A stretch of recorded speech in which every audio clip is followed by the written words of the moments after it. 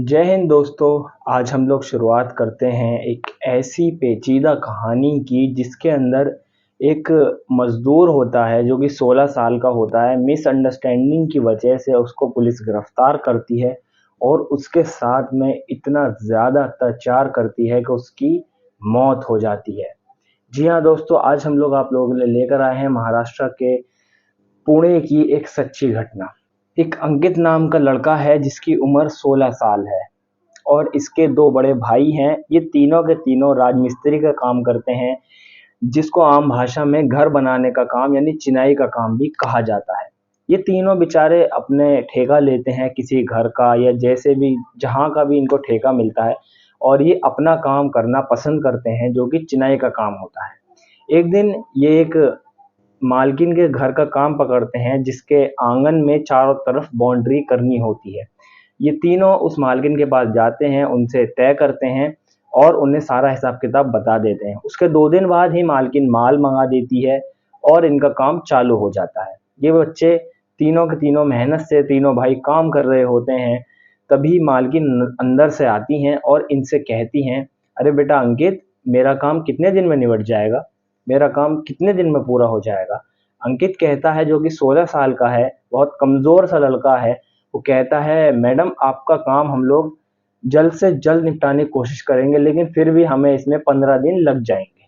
तो मालकिन कहती हैं, देखो जल्द से जल्द मेरा काम कंप्लीट कर दो, मेरे घर में एक फंक्शन भी है, इसी वजह से मैंने ये काम छिड़वाया है।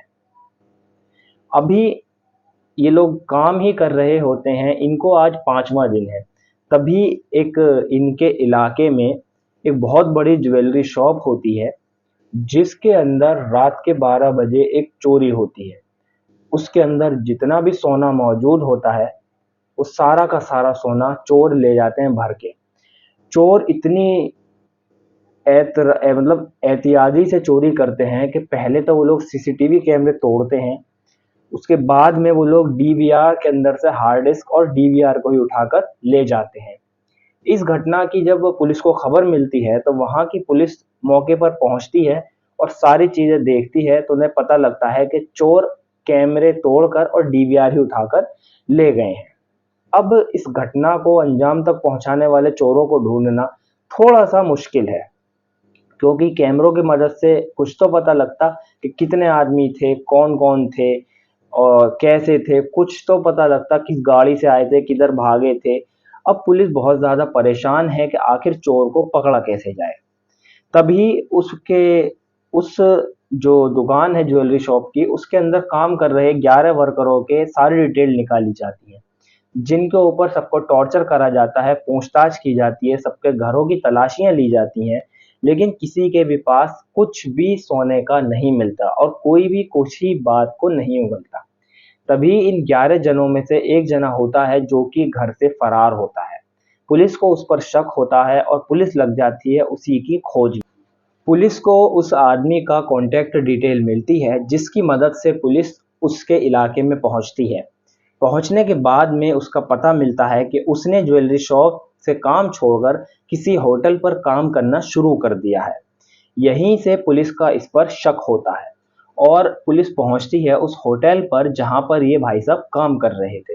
इनको वहां से उठा लिया जाता है और इनको वापस महाराष्ट्र के पुणे लाया जाता है।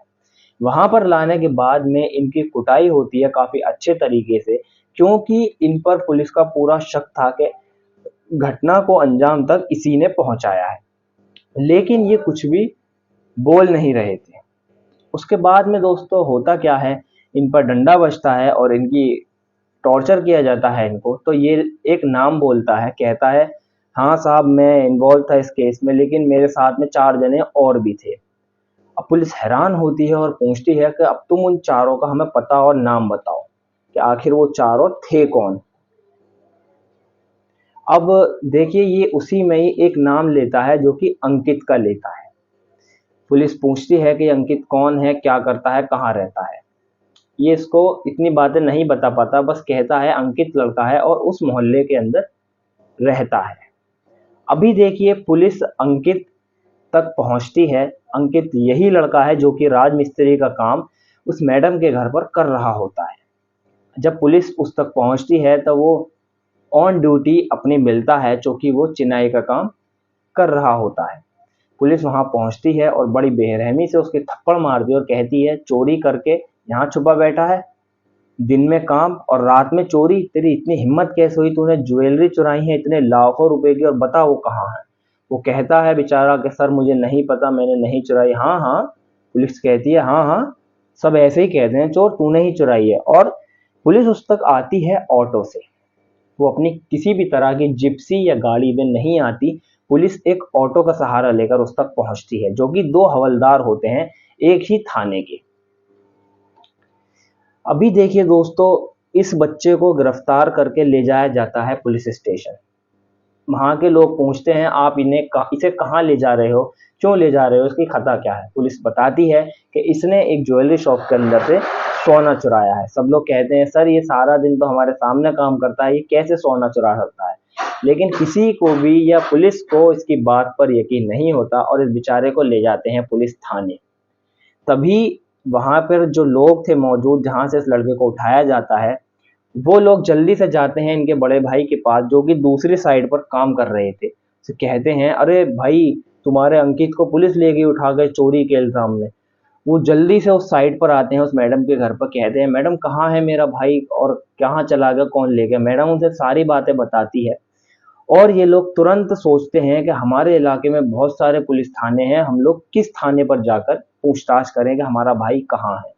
ये परेशान होकर इनके दिमाग में एक बात आती है कि किसी संगठन से जुड़ी हुई इनकी एक दोस्त होती हैं, जो कि लेडी होती हैं, कि उनके पास जाया जाए, वो हमें कोई ना कोई रास्ता बताएंगी। पहुंचने के बाद दोस्तों अब बारी थी कि इसको यानी अंकित को ढूंढा कहाँ जाए। अब ये 4 जने हो चुके हैं, जो कि वाली जो मैडम थी, लेडी मैडम थी, वो भी इनके साथ में मिल चुकी हैं। अब ये चारों के चारों इस अंकित को ढूंढने के लिए निकल पड़ते हैं। अंकित को जब ये लोग ढूंढ रहे होते हैं, तभी इनको कोई भी सुराग नहीं मिलता। ये लोग बहुत ज्यादा परेशान हैं कि आखिर हमारा भाई गया तो गया किस थाने में। अपने इलाके के सारे थानों के अंदर ये लोग जा चुके होते हैं, जिसके अंदर भी जाते हैं सब लोग डायरी चेक करते हैं, रिकॉर्ड देखते हैं आज की गिरफ्तारी का। किसी भी किताब में उस बंदे का यानी अंकित का रिकॉर्ड नहीं मिलता।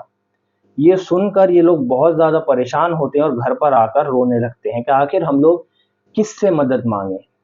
तभी इनका जो पड़ोसी होता है, उनके पास में एक कॉल आती है, जिस कॉल पर अंकित बोल रहा होता है।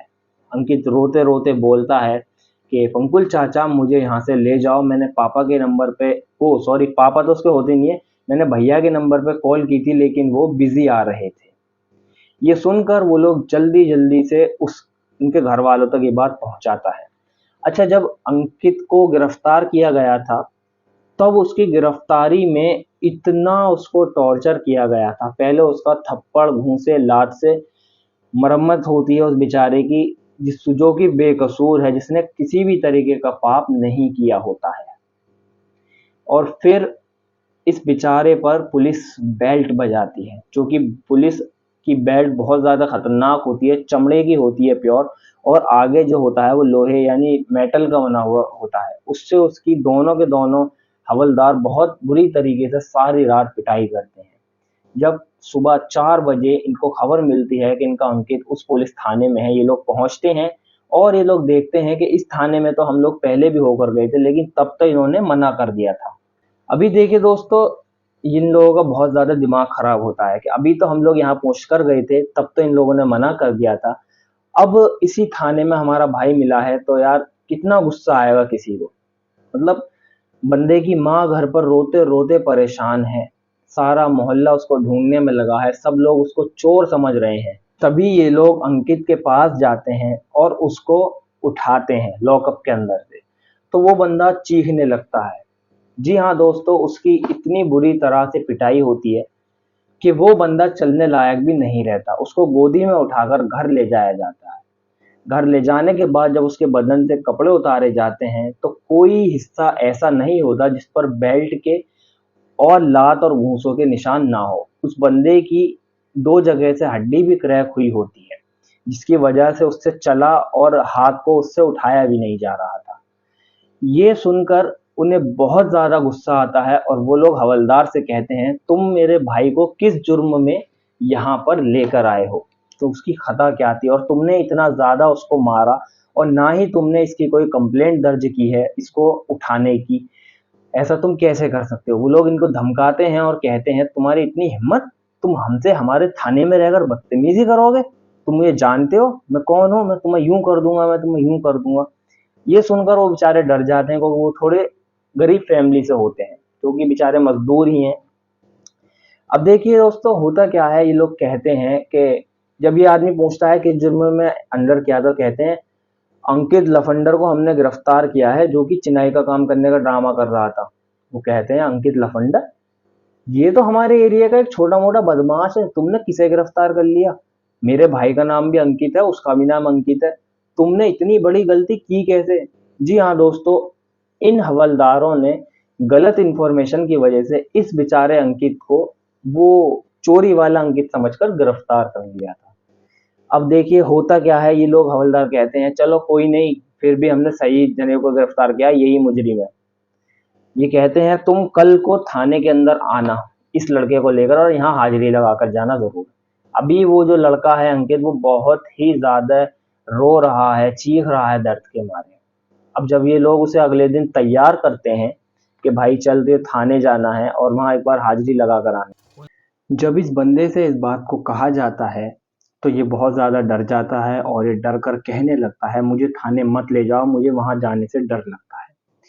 इसके भाई और इसकी माँ इसको एहसास दिलाते हैं कि देखो ऐसी कोई बात नहीं है, तुम्हारे साथ कुछ भी गलत नहीं होगा, जब तुम अकेले थे और अब हम तुम्हारे साथ हैं।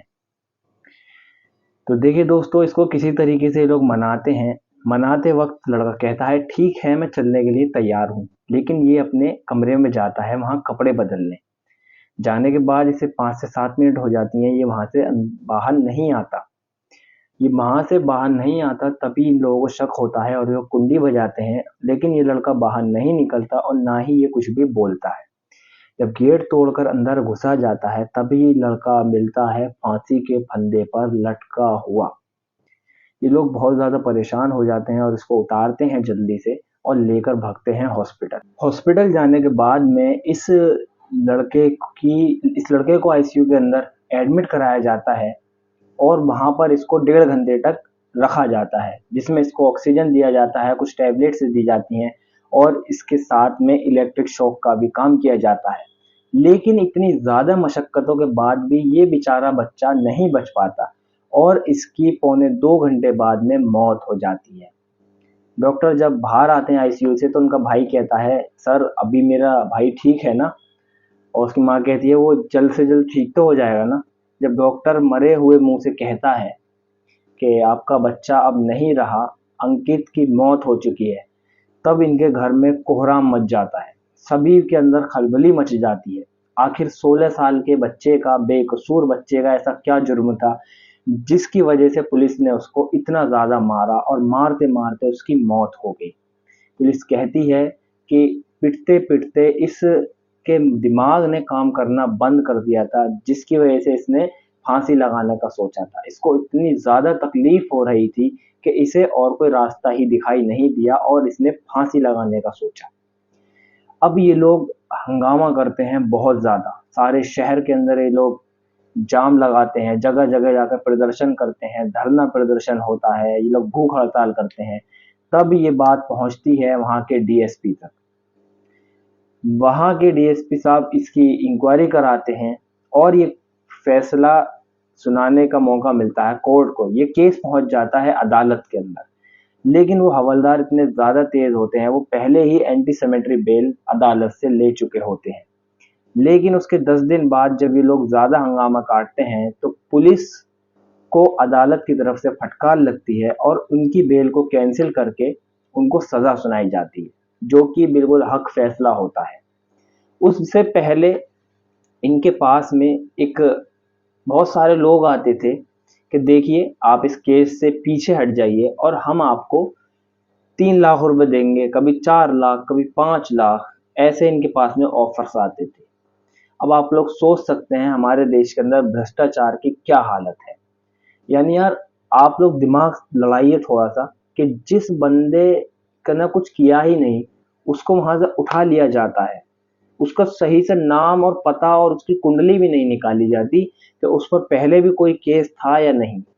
उसको वहां से उठा लिया जाता है और उसके साथ इतनी बुरी सख्ती की जाती है। वो बेचारा 1.5 पतली का कमजोर सा लड़का होता है और उसको पीट पीट कर ही मार दिया जाता है।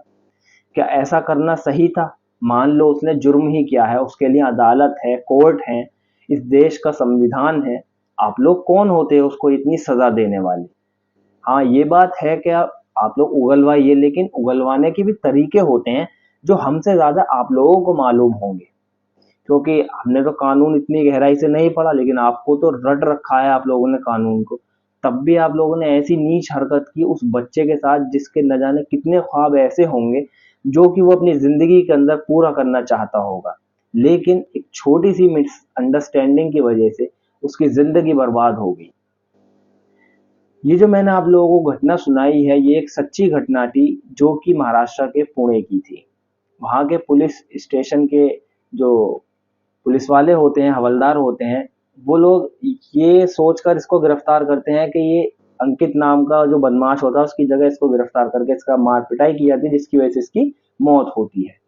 यानी ये कितनी शर्मनाक बात है कि एक पुलिस होकर इन लोगों ने जरा सा भी ये नहीं सोचा कि आखिर अंकित की फाइल निकाली जाए, इसका पुराना रिकॉर्ड निकाला जाए, इसने पहले भी कोई चोरी या जुर्म में इसकी कोई हमारे पास में बही खाता है या ये ऐसे ही सीधा साधा है। बल्कि उस पर इतना अत्याचार चालू हो जाता है जैसे उस बेचारे ने इनसे कुछ और ही जुर्म किया हो, उनकी पर्सनल लाइफ में उसने दखल अंदाजी की।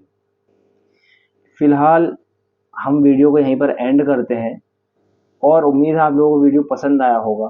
तो ऐसे ही और केसेस के लिए हमारे चैनल को आप लोग सब्सक्राइब कर सकते हैं। उम्मीद है आप लोगों को हमारे वीडियो अच्छे लग रहे होंगे। तो ठीक है दोस्तों, विदा लेता हूँ आपसे इस वीडियो के एंड में। जय हिंद दोस्तों, अस्सलाम वालेकुम।